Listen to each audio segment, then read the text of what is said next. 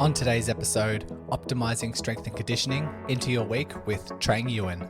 Welcome to the podcast helping you overcome your proximal hamstring tendinopathy. This podcast is designed to help you understand this condition, learn the most effective evidence-based treatments, and of course, bust the widespread misconceptions.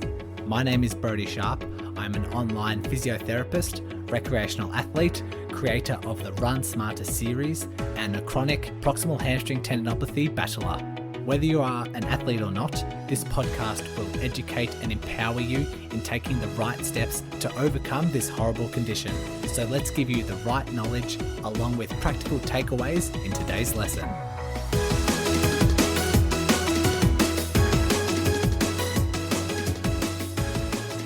Hope you enjoyed today's episode. This is a snippet from, it's the episode from the Run Smarter podcast, and it was originally intended and designed to be strength and conditioning for runners, like at their, if they wanted to improve their performance. But I had to listen to it again, and I thought this has so many key takeaways for PHT rehab, especially when it comes to end stage rehab tips. It's almost like an end stage rehab tips episode. And even if you are down the track and managing and you feel like you've really got on top of your PHT, you feel like you've even overcome PHT, strength and conditioning needs to be a part of your life. And so you need to know the strength and conditioning principles for maintaining a really high tolerance, for reducing your risk of a flare-up, reducing your risk of PHT returning. And so a lot of these can really correlate and can really be mixed into the PHT rehab community. So that's why I thought I'd repurpose this episode, because when it comes to strength, when it comes to returning to your sport, it's all about finding the right balance, especially when it comes to end stage rehab. You really want to find a nice balance between strength and conditioning and the sport cardio activity that you love. And so you'll find the balance within this episode. And there are some tips in here that are designed for runners. Like I said, the episode's meant for runners, so we're going to be talking about some runners here and there. But you can just replace the running with whatever sport you're wanting to return to. And I know not everyone with PHT is a runner, but a lot of the people that reach out to me from listening to the podcast are definitely runners. And so it will benefit a lot of people. Next episode, if you find that this doesn't really resonate with you, maybe you're not at that end stage rehab, you're not really wanting to know about that just yet, or you're not a runner, you'll enjoy next episode because we're looking at a paper, quite a recent paper, and it's called Proximal Hamstring Tendinopathy Expert Physiotherapist Perspectives on the Diagnosis, Management and Prevention for PHT. And so I look forward to bringing you that one next time. It's very PHT specific. It's an original. It's not really repurposed from the Run Smarter podcast. And so looking forward to bringing you that next time. But without further ado, let's kick in with Trang Nguyen. I'm good mates with Trang. We've been following her on social media for a couple of years now, probably about a couple of years. And when I was just chatting with her, she kind of specializes or has this niche in kind of high-end strength and conditioning, like if you want to improve your performance. And yeah, you'll see in a second when she talks about her background and her career. She does work with those elite athletes, focus on endurance athletes, but then works with anyone under the sun. And because she loves that end stage strength and conditioning, it'd really be nice to get her insight into how to optimize your strength and conditioning throughout the week. I think by this stage, hopefully you know that strength and conditioning is good for any runner, any endurance runner, to help improve performance. And if you are injured, we definitely know what strength and conditioning can do for rehab. So if you are injured or not injured, you're going to take so much away from today. We're going to look at how to integrate it within your week, how far away or how we can integrate it in with your running sessions, whether we should do it further apart, if so, how many hours, if so, what days, what exact exercises Trang recommends, what dosages she recommends, and then just a few couple of ways you can tweak your program if you're doing your strength training 2 or 3 times a week to improve your running performance. She has some excellent insight in just ways you can tweak things here and there to optimize and get better performance, which is what a lot of us are trying to achieve. If you're not familiar with Trang Nguyen, you can find her on social media. Her Instagram and Facebook handles are The Motion Mechanic. She also has a podcast, The Athlete's Garage. I highly recommend if you really love her topics and you really love her insight and this whole thing around strength and conditioning, please find that podcast there. Without further ado, let's bring on Trang Nguyen. Trang Nguyen, I am pumped to get you on to discuss strength and conditioning. I think I've had a couple of strength conditioning episodes in the past, but it seems that when it comes to the Facebook followers and people who follow me on social media, they're constantly asking questions around strength training and trying to get some clarity because everyone has like a slightly different take. And I love your work and love the message you're giving out and the quality, the value that you're delivering. So yeah, thanks for coming on to the Run Smarter podcast. Thanks, Brodie. Thanks for having me on. I'm also super excited to talk about this topic. I mean, it's a big topic of mine that I love to talk about. But also, like you said, I'm always talking about strength and conditioning on social media. And then I think that I've said something like 30 times, but then there's still going to be people who haven't seen it. So yeah, definitely always great to recap and to talk about it more. Yeah, absolutely. Reiterate a lot of messages. Let's start with your background. If people aren't familiar with you, can you talk about your qualifications, your career, and this kind of strength and conditioning interest that you have? Yeah, for sure. So, hey everyone, I'm Trang. I started off if we go back right to the start, I actually started off as a personal trainer, and I was a personal trainer even before I was a physiotherapist. So I worked as a personal trainer right through uni while studying, did my master's of physiotherapy. And then when I graduated, I started doing kind of both, doing physiotherapy and personal training. Then from there, went into strength and conditioning, which is, I guess, kind of like one area of personal training, maybe an expansion of it, where I started to actually niche a little bit more into endurance athletes because that's what I do. That's what I enjoy. It's what I'm interested in. So yeah, now I do a combination of both, working with endurance athletes, like so runners predominantly, some triathletes, to help them with their injuries, to help them with their strength and conditioning. But I also really consider myself quite broad in what I do because I have a really, really big interest in psychology as well. So looking at that side of things to help with high performance. And I'm actually going back to uni in 2 weeks' time now for the first time in a while. So we'll see how we go. And I'm actually going to do a master's of nutrition. So yeah, I consider myself working in quite a broad way to help people achieve high performance and really achieve their potential. It seems like you're delving into a lot of different areas that help complement one another. And yeah, the mindset and psychology, that psychological side of things is definitely a big factor if you're working with elite performers or endurance athletes. And then seems like the nutrition side is just a perfect combination. So well done for continuing to boost your knowledge in different areas. And I'm going to start off with a good question. It's kind of going to be hard to answer with a generic answer, but for a non-injured recreational runner looking to increase their performance, like I know a lot of recreational runners, that's what the goal that they have is to increase their performance. What would you typically consider a strength and conditioning program to look like, or how it can weave into their general week so they can still increase performance but still maintain their same running mileage?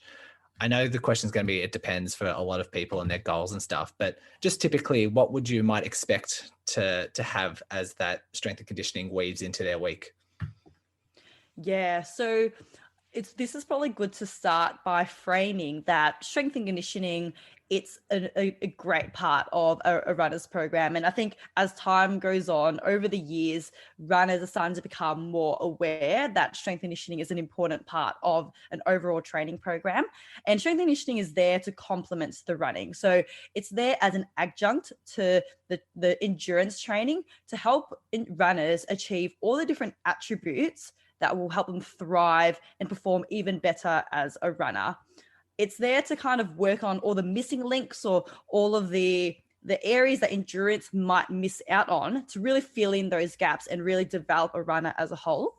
So definitely in a runner's program, depending on where they're at, their focus should definitely be on running. But then what could be good to add on is about 2 to 3 times a week of strength and conditioning training. So depending on, your experience levels, but anywhere between 2 to 3 times a week, sometimes once a week, when it comes to like closer to race time and stuff. But we can talk about periodization later. But yeah, 2 to 3 times a week is pretty supported by the evidence to actually elicit strength gains and to be able to have an effect on performance in runners. So generally 2 to 3 times a week. In terms of timing, this is a really important topic because the strength and conditioning and endurance training, there's a bit of an interference effect, and you can't really lie. They're very different to each other. So endurance, it's like relative low intensity for long duration, and strength and conditioning, it's high intensity for very short duration. So they work different things. They lead to different adaptations. So there's a bit of an interference effect where they contradict each other a little bit, but the benefits of strength and conditioning outweighs that interference effect. So you want to time your sessions so that they're not too close to each other, because you don't want to send the body mixed signals in one like isolated session and confuse the body in what adaptations the body should be going through. So you want to separate the sessions as far as possible. And the general suggestions are, and this has been suggested by Schumann and Rodestad in the textbook Concurrent Strength and Aerobic Training, 2019, you should be waiting at least 8 hours after an endurance session to do strength training if possible, because after 8 hours, the strength gains and the performance in that strength session is at baseline and it's at its kind of max. But if you were to do the strength training within 8 hours of endurance session, so less than 8 hours gap, then the performance and the strength adaptations are actually reduced and they're actually inhibited a little bit. So try and wait at least 8 hours. And that kind of works well because people probably will train in the morning before work and maybe another session after work so that you can separate those sessions. And then after a strength training session, aim to wait at least 24 hours before you do a high intensity endurance session, just because you want to kind of like have enough recovery, be fresh before you do a high intensity endurance session and perform well, do it at your max, get good adaptation from that. And that's been highlighted by Ronestad in a paper in 2018. But yeah, like kind of 2 to 3 times a week, separate the sessions as much as possible.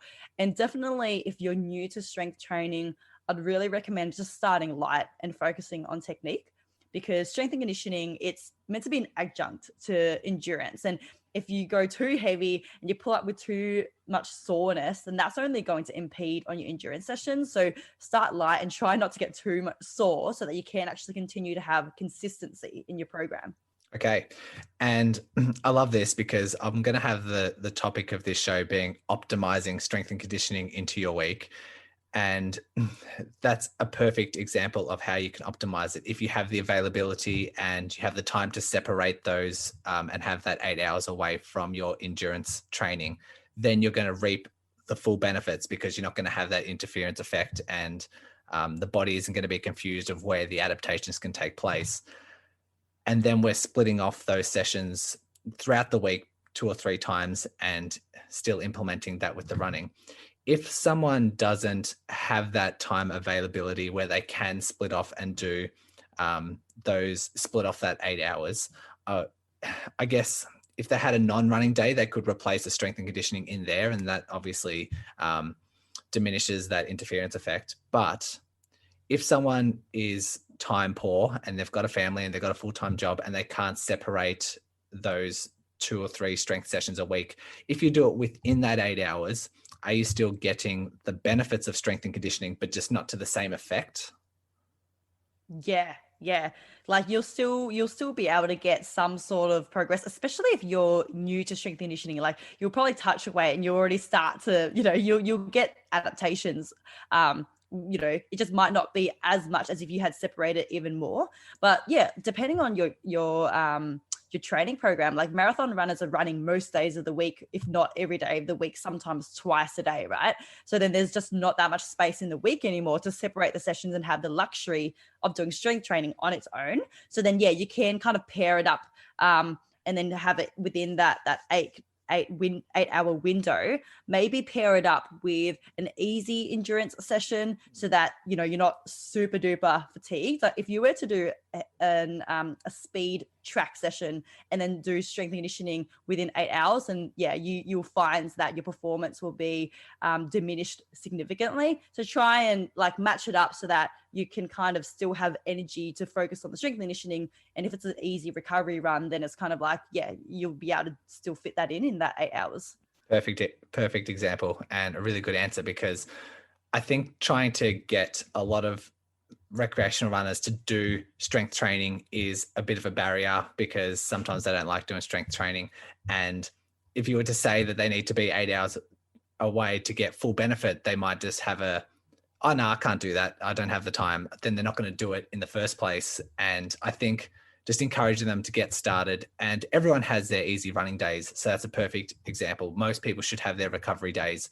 So then we can tie in really well with your strength and conditioning. If you don't have the 8 hour window, you can work in that within the same kind of workout, and you still receive the same benefits. So that's a really nice answer. And I'm actually impressed with the Facebook group members and people who are contacting me and reaching out, because I once thought that a lot of runners are very hesitant to do strength and conditioning, but I'm now getting a lot of runners recognizing the benefits, and they're doing like either some home stuff or heading to the gym when they can, and recognizing that it is, like you said, a complementary thing to enhance their running, because they love their running, they want to reduce their risk of injury, they want to perform, and they just recognize the strength and conditioning as an important factor for that. So that was great. What would you think, in your opinion, are the must-haves within the program? Like if you were to have a runner to say, yeah, I'm doing my strength and conditioning throughout the week to increase my running performance, what's like a checklist that you want to have to make sure that they're optimizing their sessions? Yeah, so first and foremost, I'd be looking at exercises that work the relevant muscle groups or the specific muscle groups that are used in running. So, of course, the must haves are definitely leg exercises, because we want to be strengthening the legs to improve performance, and then to make sure that they're strong enough to tolerate the forces of running and to manage injury and all those things. So, the four main muscle groups used in running would be the quads, the glutes, the hamstrings, and the calves. So I'll make sure that there are exercises for all four of those muscle groups. There are a few great exercises, like say squats and lunges, where they're working like a few of those muscle groups in one exercise. So it becomes more bang for your buck. It becomes more efficient, which is awesome. But yeah, definitely those four muscle groups. Calves especially, they're the muscle group that work the hardest out of all of them again. So make sure you've got, you know, a decent amount of calves in your training. And then on top of that, the core as well. The core isn't really a primary force developer in running. You're not using your core to push off the ground or anything, but it also has a really big role in kind of being the stem of how your body moves. You've got your limbs, your legs that kind of come off the torso, and the torso is like that central kind of grounding point of your entire body as you're running along. So you really want to have some sort of core exercises in your training program as well. This is anecdotal. I found that doing core has really helped my running in that I feel stronger. Like I feel like there's more kind of power when I'm running. So that's anecdotal, but I think a lot of runners say that as well. On top of that, doing strength exercises is going to be really important, obviously, strength and conditioning. So going heavy, working on your pure brute strength. So being able to produce large amounts of force, but also doing some power exercises, some plyometric exercises. So not just like how much force you can produce, but how quickly can you produce that force. And plyometric exercises where you're like jumping, you're hopping, and you're working on that springiness in your ankles, that springiness in your calves, and you're able to kind of be light and springy on your feet is really big for runners. So yeah, a few must-haves, pretty much leg exercises, core exercises, and a few variations in how you do the exercises. Okay, fantastic. And when it comes to the core, I think when it comes to the exercises like for a specific exercise, you did mention squats, you did mention lunges. For calves, I think, can it be just weighted calf raises? Does it need to be anything specifically? And what are your core exercise suggestions? Because if people say work out the core, we want to have some like really practical takeaways. So what might be some examples of that? Yeah, true. You don't want to like send the message to do like 200 sit-ups every day as the most specific form of core exercise for runners. So when it comes to calves, doing like heel raises or calf raises, however you want to call them, is a good way to go. There's two variations that you'd want to do. So heel raises with a straight knee, so a straight leg, and that's going to target more the gastrocnemius, which is kind of the upper part, the bulky part of the calf that you see in runners, and that's really kind of important to do. So you can kind of do that standing against the wall. I usually face into the wall, put a couple of fingers on the wall, so I'm not leaning on the wall, and then just go up and down on the ball of my foot, heel up and down, nice slow reps, roughly 2 seconds up, 2 seconds down. So that's one variation. And the other variation is actually doing heel raises with a bent knee. So I'm sure like this has been covered before, but it's something that still can get forgotten about, doing calf raises with a bent knee to then target the soleus part of the calf, which is kind of the lower part of the calf that you would look at on the leg. So with a bent knee, you can still do that against the wall. So you do the exact same thing with a slightly bent knee. Or if you have the luxury of like having, equipment or heavy weights, then you can kind of just sit in a chair and then when you're sitting, your knees bent, put a heavy weight on your knee and then go up and down from there. I don't know if this is actually evidence-based, but I find that if you can kind of hit at least a third of your body weight or work up to a third of your body weight in those single leg bent seated calf raises, then that's a good way to go to actually be able to develop good strength in your calves. So yeah, pretty much heel raises, do both variations over the week. And then when it comes to core exercises, I'm a fan of plank variations because it's a stability exercise in that your core is working to resist external forces, which is kind of what we do in running. In running, we're not actually using our torso to produce movement directly, but it's actually working to kind of be a stable base for the limbs to work off. So you want the torso or the core muscles, like the ab muscles, even your lower back muscles, your obliques. Some people might even kind of talk about the hip muscles as part of the core, to be that strong, stable, I guess, center of your body. So anti-movement, like stability exercise. So plank variations. So plank, side plank, and there's so many ways you can progress those plank exercises as well. So you can do plank with like hip dips, or plank with leg raises, plank with arm raises, bird dog, like different ways to progress plank exercises. Also a fan of cable or band core exercises because this can be done to really mimic what we do in running. So in running, when we're swinging our arms, there is actually a bit of torso rotation, and our torso or our core muscles have to kind of counteract that rotation so that you're not excessively rotating. You're still kind of having that strong like kind of a controlled way of rotation, right? So with a cable or a band, if you're at home, you can kind of get some bands. You can do like Pallof press and then variations of a Pallof press. If you Google Pallof press, you'll be able to find videos on it. It's essentially an anti-rotation exercise, and then you can do kind of like banded oblique twists where you're holding the bands or the cable and you're rotating. So then you're also working that rotation aspect, which is really specific to running. Great, fantastic examples there. And before we move on, you did mention strength and making sure that our goal for a lot of these lower leg exercises should be heavy, the strength component. Most people do know the rep ranges and the differences between the two, but I'll come up with an example. So some people might go with really lightweight and they're able to do more repetitions, and they might do 3 sets of 15, 20, 25. Sometimes if they do body weight, sometimes it gets up to 25, 30.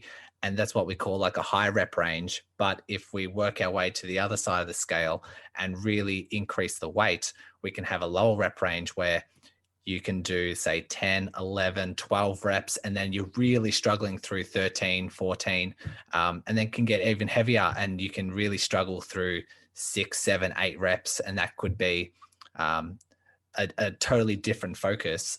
So they're kind of the differences between the two. Where should you think someone who wants to increase running performance should land? If they're doing their squats and lunges, what sort of rep ranges and number of sets are you recommending? Yeah. So, according to the evidence, anywhere under 15 reps is considered strength and is actually effective for runners. So, even if you do a set of 15 reps, where you get to the 15th rep and you're pretty much done, you don't have that much more in the tank to keep going for heaps more, then that's actually still going to be effective for performance improvements through improving your running economy, so improving your efficiency when you're running. Personally, in my programming that I give clients, I've actually found even going to the lower end of that range is even still very effective. So even doing less than 10 reps, 8 reps, anywhere between your 5 to 8 reps is still really good. Reason for that is just when you're going heavier weight, lower reps, then you're starting to work the central nervous system that little bit more, and you're not fatiguing the peripheral systems as much. So imagine kind of doing a set of 5 reps, like that's heavy, and a set of 15 reps, that's still pretty heavy for those 15 reps. You're not going to be fatiguing, the peripheral systems like the peripheral nervous system, the muscles as much doing 5 reps, just purely because it's less reps. So you're not fatiguing that system as much. And then you're not kind of, I guess, pre-fatiguing the muscles that it's going to inhibit, or it's going to actually impede on the subsequent running sessions, whether it's that evening or the next day.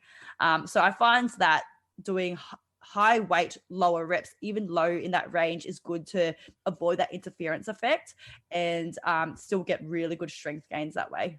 Yeah. And in my experience as well, I did about 18 months of CrossFit, and we were working on heavier sort of stuff. It took me about 4 months to get the right technique before I started trying to lift heavy. But I noticed the same thing. If I tried to do, say, like a 5 rep max, my legs were like, if I was doing a squat, my legs weren't feeling like they were burning, but I just couldn't do another set. And yeah, it was a totally different experience from what I'm used to. Like usually you feel the burn, and the burn gets too much, or the lactic acid or whatever that Mm. peripheral sort of fatigue would get too much that I couldn't do another rep. But I just didn't have the power. I just lost power and didn't know where that loss in power was coming from. If someone is working in that really low rep range, so the 5 to 8, is that what they only should be working in, or should they be moving in and out, maybe like one day doing something in the higher rep ranges, then going back to 5 to 8s? What would you recommend? Yeah. I reckon like never any like set rules on rep ranges, because it's going to change over time. It's going to change for different exercises as well. Like for some reason, I find that for core exercises, like some of the ones that I just mentioned before, like planks, for example, they work well when you do it like you do a bit more of an endurance aspect to it. So like hold it for time instead of reps even. So holding it for 30, 40, 50, 60 seconds. And that works well. And then it's totally going to depend on the training phase as well. Because like, I mean, runners don't officially have an off season, but if you don't have any races coming up, you might have a bit more luxury of time and kind of just space to work on your strength and work on technique. And then you might be able to do like higher reps. And then maybe towards like getting closer to races, you might go to lower reps and just like kind of conserve your energy almost. Like don't spend too much time working and doing too many reps. So yeah, and lighter weight at the start, especially for beginners, right? Like when you're learning technique, you want to be able to have that practice. You want to have that skill practice. And the more reps you do, the more ingrained that movement pattern is going to become. So then if you're like learning a new exercise, maybe doing 5 reps isn't enough. Maybe you want to do 8, 9, 10, 11, 12, but it's a relatively lightweight because you're learning that exercise, not to build strengths strictly, but more as a movement, like a skill acquisition focus in those sets. So yeah, it totally would change. Yeah, and it's a nice segue into my next question around if someone was preparing for a marathon and they wanted to perform and they recognize the importance of strength and conditioning. Is there any general guidelines in terms of how often they should be training at the start of their marathon preparation? And as we get closer to that race day, should we be changing the frequency? Should we be changing the intensity of our strength and conditioning? And as we want to prepare as best we can for that race? So this would be what we I mentioned before as like periodization, which is kind of like changing, the program throughout the year depending on races to make sure that the runner or you as a runner, you peak at the right time. It's kind of like I always use AFL as an example. So if you're in Australia, you'll get this, but AFL has a very clear off season. It's got a clear pre-season. It's got a clear like in season, then final season, right? Or like kind of finals stages. So then the athletes are all going to be training in specific ways over those phases to peak at their final season or final stage. So when it comes to marathon running, and this is a good example, or even like ultra, where runners are doing so much running, and this is where they're running for most days of the week, if not every day. So pretty much you'd want to start, if off season, right? Even before they start their marathon program, they might be doing 2 to 3 sessions a week. And then as you go through marathon training season, I find that like you can still kind of fit in maybe 2 sessions a week. You don't need to be doing 3 anymore. Depends how long your sessions are and things like that. But 2 is still is a really good number to continue to develop strength. And then as you continue to get even closer to marathon, the competition and the race, it's going to become less about the strength and conditioning, and it's going to become more about the running. So at that point, you can periodize the strength training and then maybe drop back on the frequency, the volume, so that you're kind of maintaining rather than developing strength. So you might then drop down to once a week, closer to your marathon training. The problem with stopping strength and conditioning completely, which is what some runners ask, is that just like anything, if you stop running for a month, you find that you go backwards pretty fast and you actually lose a lot of that fitness. And that's just the way our body works. We need that constant stimulus to continue to either maintain or progress. So if you were to stop strength and conditioning completely for the whole marathon training block, which can be 16 weeks, maybe 20 weeks, then you will lose those benefits. So it is important to still do strength and conditioning throughout the training block, but just drop back on volume, drop back on frequency so that you allow yourself adequate recovery for your running. I'd still maintain intensity, like still do heavy reps, still kind of work yourself. So you're still stimulating your muscles, but just don't do as much volume, don't do as many reps, sets, training sessions. And then that's going to allow you space to recover and focus on your running. I think it's encouraging for a lot of runners to know that you do have to work hard to gain strength. Like most people know that's why we have to do it 2-3 times a week. But a lot of people will be encouraged that even if you just peg it back to once a week, you're just maintaining the strength that you've gained. You're not losing anything.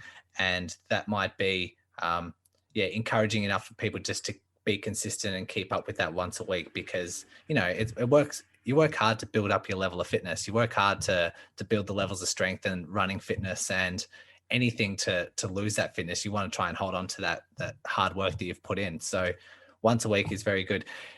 Would you recommend dropping down to once a week, like 6 weeks before the marathon, or like even closer? What time frame should we be backing off? Yeah, I reckon around that kind of time frame is good. Everyone does things differently. Like I know some runners who are still doing twice a week right up to their marathon, but they were then not doing, such heavy leg work. They were maybe focusing more on their core or their upper body, maybe just like kind of some lighter legs. But yeah, I think kind of dropping between 4 to 6 weeks out from a marathon to once a week is a good idea. The only, and this is also from anecdotal experience, if you drop back to once a week too early, then you might get to the point where you're like maintaining strength, but you're still kind of like, you're just on the borderline of maintaining. So once a week, you get to that one session a week, and then you do these sessions because your body's less used to it because you're doing it, only once a week, you're pulling up even more sore from your strength training sessions? I don't know if you found this, Brodie, but like I definitely did when I was doing once a week. I think I did once a week for maybe like 6 months once, but every session I was just pulling up super sore, and it was kind of putting me out of action almost for up to 2 days afterwards. So then I found it was actually the consistency in terms of not pulling up as sore and being able to run every day after was actually better when I was doing 2 sessions a week. What's your experience been with that? Yeah, I think every time that I do a strength session and if I introduce something new, I'm sore for days. And I don't know if I experience DOMS more than the regular person, but I'm knocked out for 2 or 3 days. If I just started doing weighted lunges, maybe 5 weeks ago, I'm like, yeah, let me start working on strength and conditioning. So I got some heavier weights to start doing lunges, and my quads and my hamstrings and my glutes were sore for probably 4 or 5 days. And if I was to do that once a week, I think I would probably not adapt as quickly. And now I've been making sure I'm doing that twice a week. And I even just realized 3 days ago, I bumped up my weights to like considerable amounts because I wasn't getting the same amount of DOMs, and I'm still doing twice a week, but still working at a higher weight, and I'm not getting the same amount of DOMs.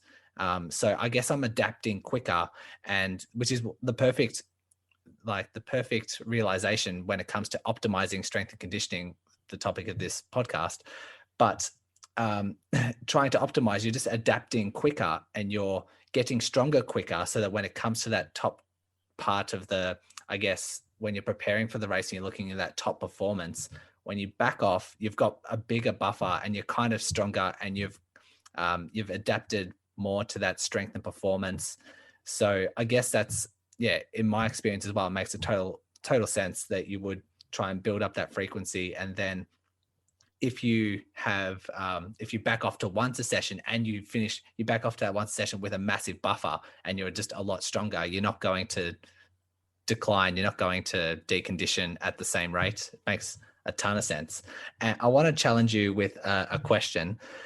If someone is already doing all this, if someone is a runner and they're doing it twice a week and they're doing their squats, lunges, calf raises at a good rep range, but they still want to tweak their performance, they still want this like specialist knowledge just to try and get a little bit more of an advantage and optimize their strength just a little bit more, do you have any recommendations of how they can slightly tweak their program in order to receive benefits?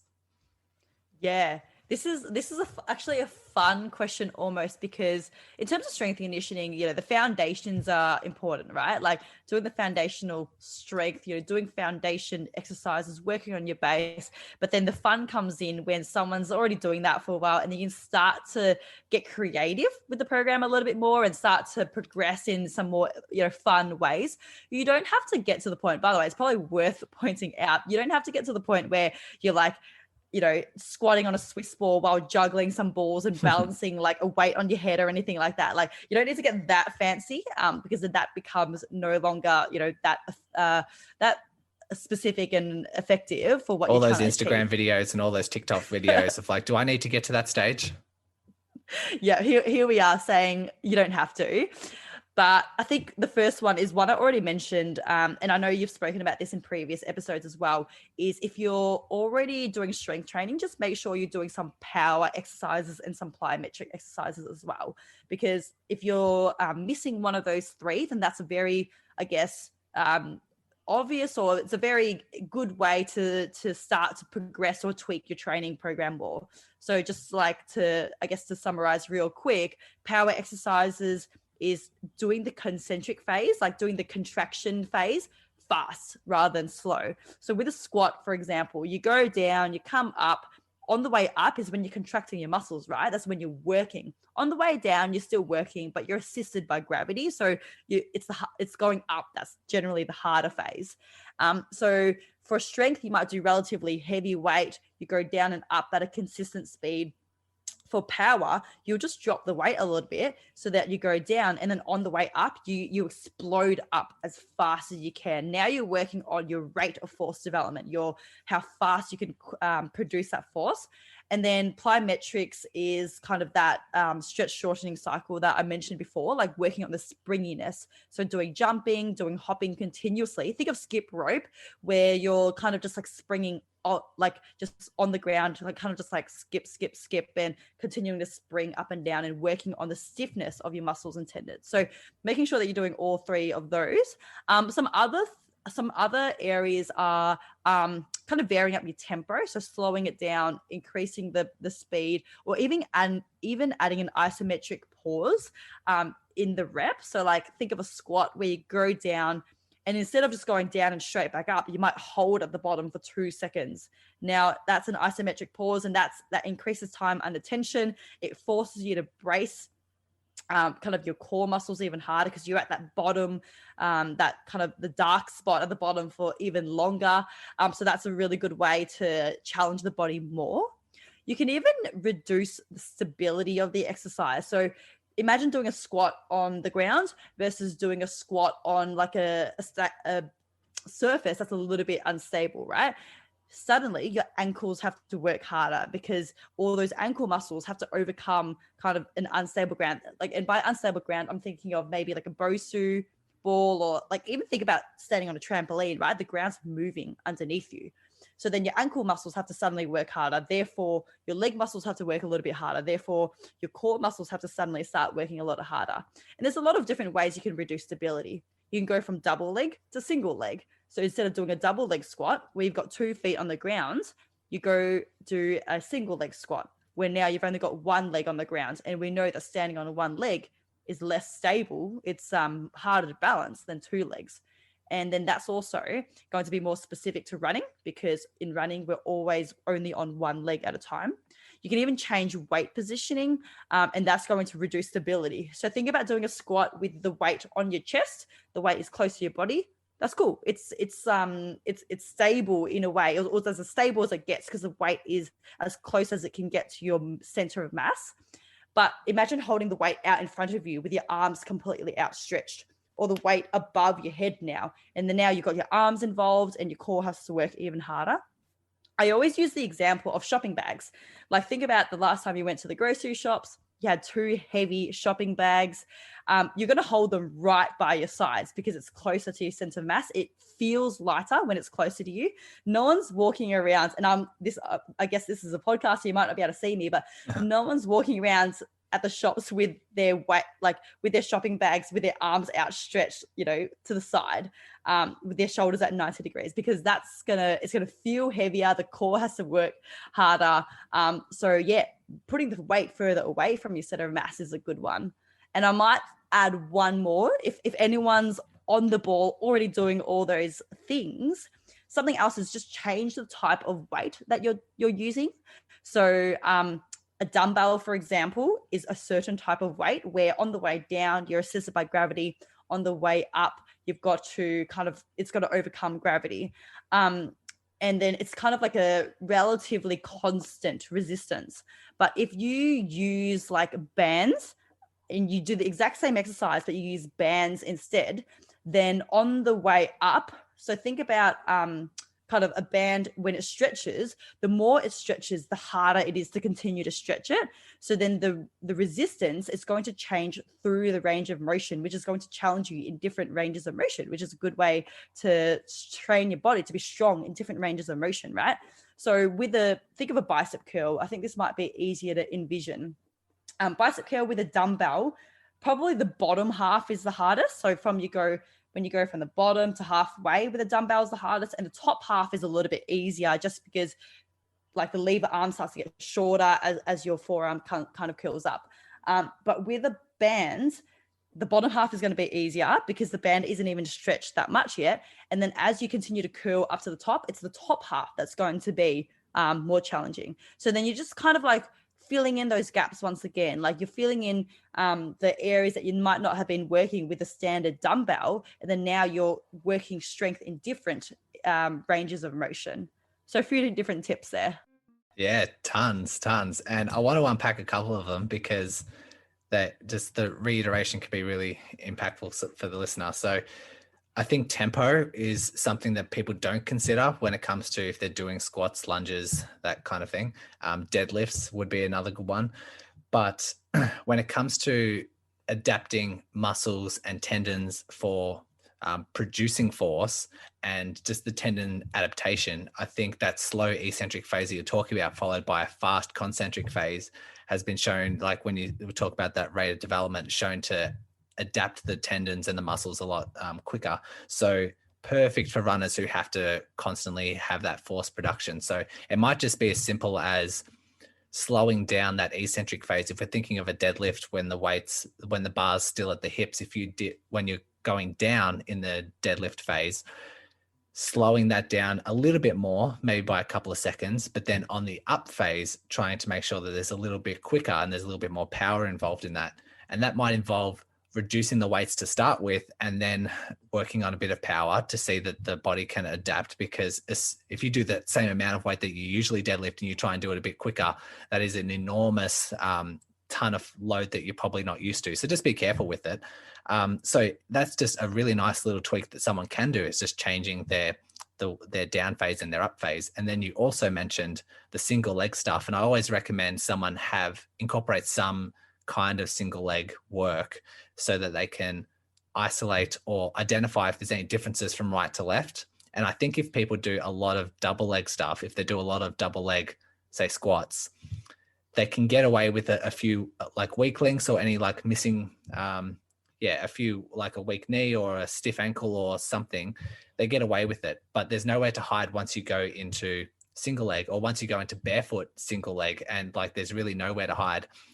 They can work out, oh, actually, I have poor control. Like I'm losing balance all over the place on my left, whereas my right feels a lot more stable. Or I feel like I have more power on the left. I can do so many more reps, and I feel like I have that control. Whereas it's not existing on the other side. That can just be that can highlight a lot of weak links for a runner. So always important that we do some sort of single leg work. Very important. And then that pause that you're talking about at the end or halfway through that movement. So if we're doing a squat at the very bottom of the squat, I think when people go through the movement, they don't recognize the importance of, like, if they don't pause, they kind of have like a little bounce or a little recoil that makes that coming up a lot easier. Whereas if you try and do, say, a push-up where you start at the top and then you quickly do a push-up, if you try and do that same thing where you don't have that recoil at the bottom and you go all the way down, you pause for a second, then you come back up, you find your muscles working so much harder because they need to regain that momentum. And that can be just a little tweak that you can do in order for the muscles to work harder. So really love those tips. We were talking last week after I was interviewed on your podcast, and you were mentioning something around the feel of a muscle and whether we should be feeling for burn or we should be feeling for a muscle activation. And you had a really nice take on it, and I want to hear your opinion and share it with everyone else. When we're doing our workouts and we're doing our squats and lunges and calf raises, what's our ideal aim? What should we be recognizing? Should we be feeling exhausted by the end? Should we be feeling a muscle burn? What are you educating your clients to feel during the exercise?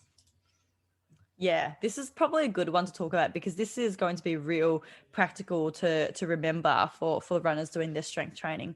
A common question that I get when I actually start with a new client is, I haven't been getting super sore after my sessions. Like, is the strength training working? Am I even getting stronger if I'm not getting sore? And the answer to that is you don't actually need to be getting sore. You don't even necessarily need to be feeling the muscles burn. Like you said before, Brodie, like when you're doing lower reps, you might not even feel that burn. Like if you do an exercise for 20 reps, by the end, it's like burning, right? But if you do, 5 to 8 reps, you might not even feel that burn. So then, the question is, what are you even looking for when you're doing these exercises? So first and foremost, the main thing that I would look at is good, clean technique and controlled movements. So clean technique, making sure your technique is kind of controlled. You're not really bouncing or trying to kind of spring up, and you're not kind of all over the place. And this is where it gets a bit more complicated because sometimes it's really hard to learn technique and get it looked at when you're doing it on your own. But that's going to be the most important thing, because if you're doing good technique and you're doing the movement in a controlled way, then you will be, whether you feel it or not at the time, the muscles will be working. Sometimes you don't even feel the muscles at the time, but then the next day you actually feel the DOMs. And that's just a example of showing you that you might not even need to feel it at the time for that muscle to be working. And sometimes sometimes you might not even feel the muscle working, but you're still able to do the movement. Like think about doing a squat. If you're doing a squat, you go all the way down, you go all the way up. You don't feel the quads working, but you had to get up, right? So the muscle had to work to get you to overcome that weight. And same goes for any other exercise, whether it's like planking, kind of hip bridges, calf raises. If you're doing it, then the muscle is going to be working. The other thing to look out for is just the fact that total workload, so the total amounts of like sets and reps that you do times the weight that you do, is going to be the biggest factor for how much strength you gain. There was a really good study that I actually looked at when I was like studying and like at uni that looked at 2 training groups. One training group did 8 weeks of training with an initial kind of damaging bout of exercise. So they purposely tried to cause muscle damage. The other group did 8 weeks of training, but in the 3 weeks prior to those 8 weeks, they slowly built up, and it was like a slow, gradual ramp up protocol.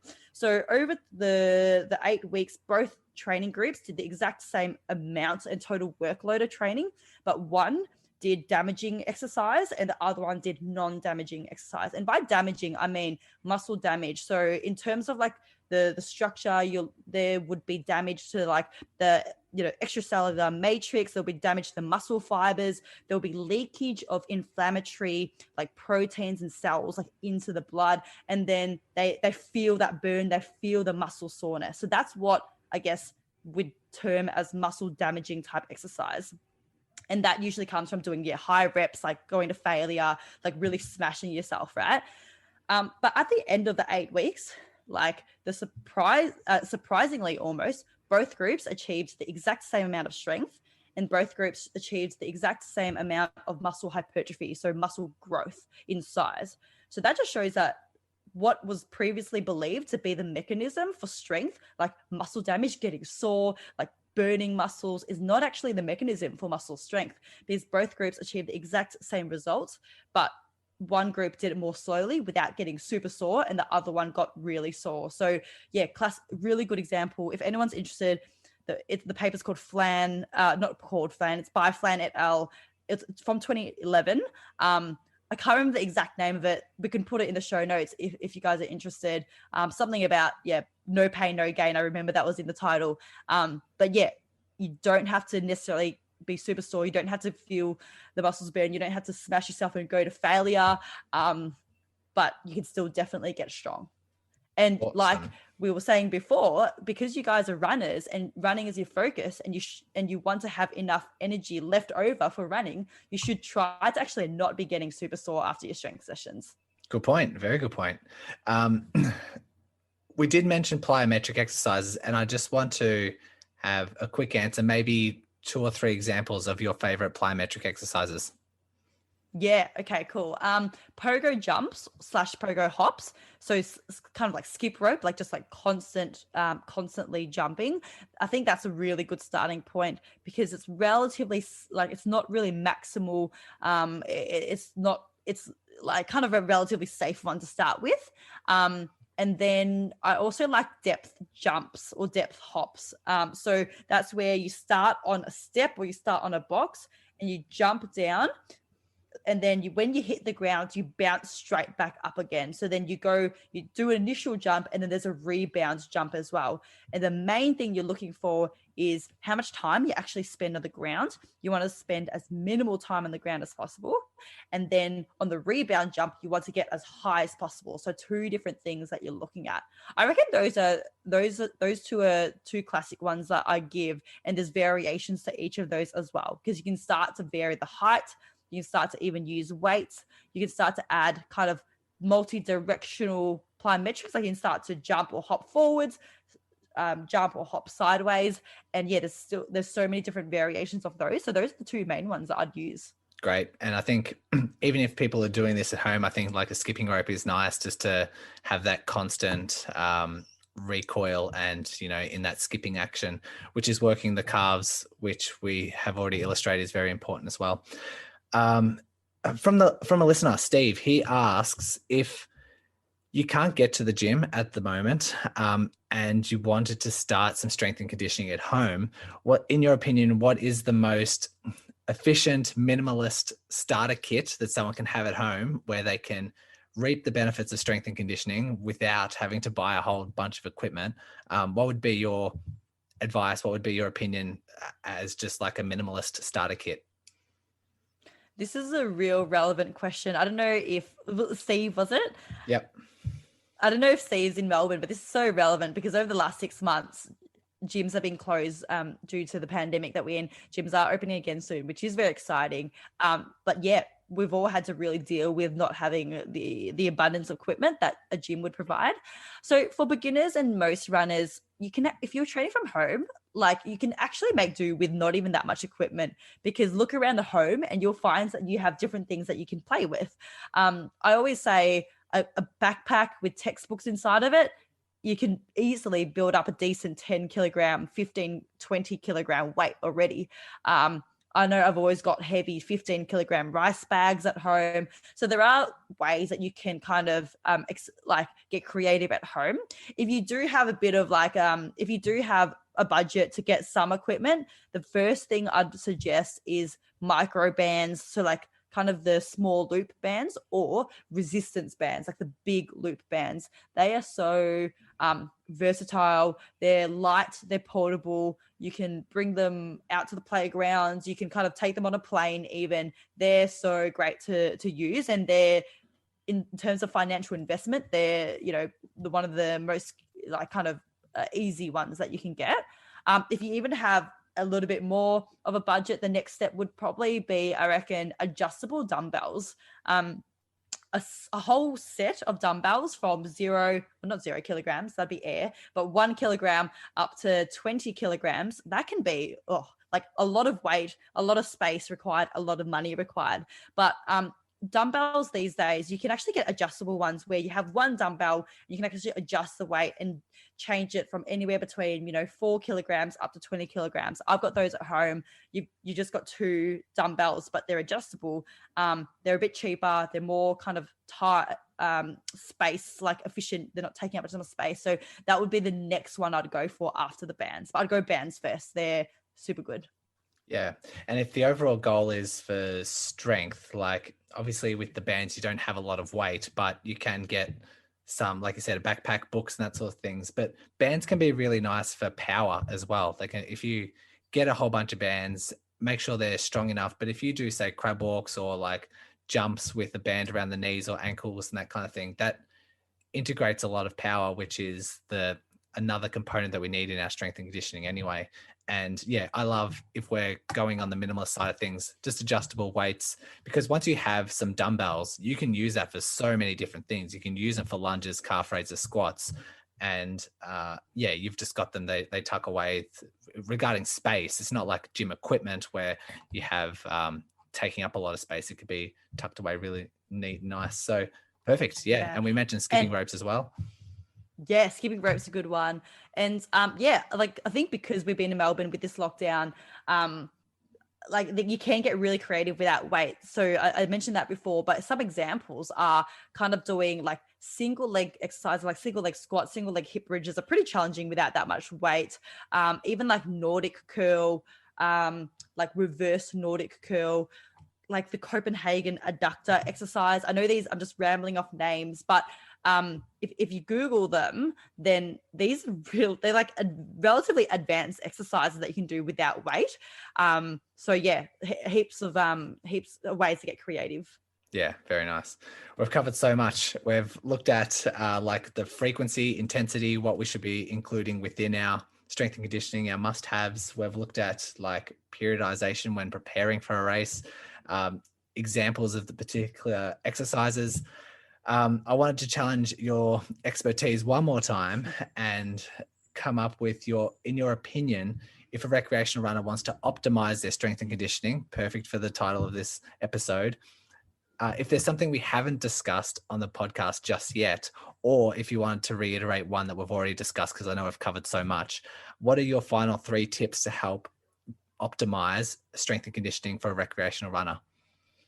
Yeah. So because we're talking about optimizing strength and conditioning and we've already spoken about so much today, I'm going to kind of leave all the really obvious ones like on the table. And then I might talk about like some other ways you can really kind of step up your strength and conditioning game. So the obvious ones would be like, be consistent, have good technique. I thought I'd slide them in there. But actually the first one is one I've already mentioned. And I really want to kind of emphasize that is to do heavy strength training. So heavy strength training, high weight, low reps, but also make sure you're doing at least some plyometrics, and like a bonus is doing power exercises as well. Think of it as 3 separate categories. If you can be doing all 3 kind of spread across the week, then you're going to really be covering all the bases for your strength. The next one would be to challenge your body and movement. Instead of just doing straight line exercises, like instead of just doing squats or lunges, hip bridges, calf raises, where you're facing forwards and you're moving forwards and backwards or down and up, that's sagittal plane, so straight line. Start to add some multi-directional exercises like side to side. So in the frontal plane, like side lunges, crab walks, hip abduction exercises, hip adduction exercises. So where you're going side to side, which is also an important part of improving kind of the 3D strength of your body and the stability from all directions. So that's side to side, but also maybe some rotational exercises as well. I mentioned rotation through the core or the torso before during running. So make sure you're doing some rotation, like Russian twists, band oblique twists. You can kind of do like rotations, like with a medicine ball, kind of throwing it, rotating through the torso. That's a power exercise as well. You can do, power press, which is anti-rotation, and even just do 2 in 1. So you can do squats, lunges, and maybe at the top of each rep or at the bottom of each rep, before you go on to the next rep, add a rotation through the torso. Keep your hips square, but twist your torso to the left and the right, and then you're getting 2 in 1. So instead of just doing sagittal plane exercises, do multi-directional exercises in multiple planes of movement. And the last one we haven't really spoken about so much today, but I know has been covered before on the podcast. I'm sure Brodie will be able to point you to which episode would be the basis of this, but really focus on targeted strength training and going into range. So you're getting strong in all ranges of movement, and kind of do that almost in place of excessive stretching and foam rolling, and letting go of the idea that you have to do so much of that, where targeted strength training into range can be just as beneficial for the same benefits, but more effective because you're getting multiple benefits out of it. Like you're getting strength and flexibility out of these exercises. You're getting stability out of these exercises. Whereas, say, for stretching, you might only be getting flexibility, but not the other things. So it's just like more effective, more bang for your buck. But I know we haven't spoken too much about stretching, foam rolling today, but I know, in previous episodes, you probably would have covered that. Yeah, absolutely. And you've nailed it. Like if we're going through our exercises through range, then we're improving our flexibility and like our functional movements, and it's bang for your buck because you're addressing your strength at the same time. Brilliant. That's a perfect way of ending the podcast. And before we go, and if people are loving what you're saying, and I highly recommend people going to your podcast and your social media accounts, can you just maybe give them a bit of direction where they go for the Athletes Garage podcast, where they can find it, and your other social media handles? Yeah, for sure. So the easiest place to get me or find me, where I'm most active, is on Instagram generally. So at the Motion Mechanic. So all the one word, the Motion Mechanic. And then the Facebook's the same name. You can send me an email if you'd like, if you got any specific questions. And that's trang@themotionmechanic.com. And like Brodie mentioned, I've got a podcast as well called The Athletes Garage. And keep your eye out, because I did interview Brodie last week. So we did a really great episode as well on that. A few places if you do want to get in touch.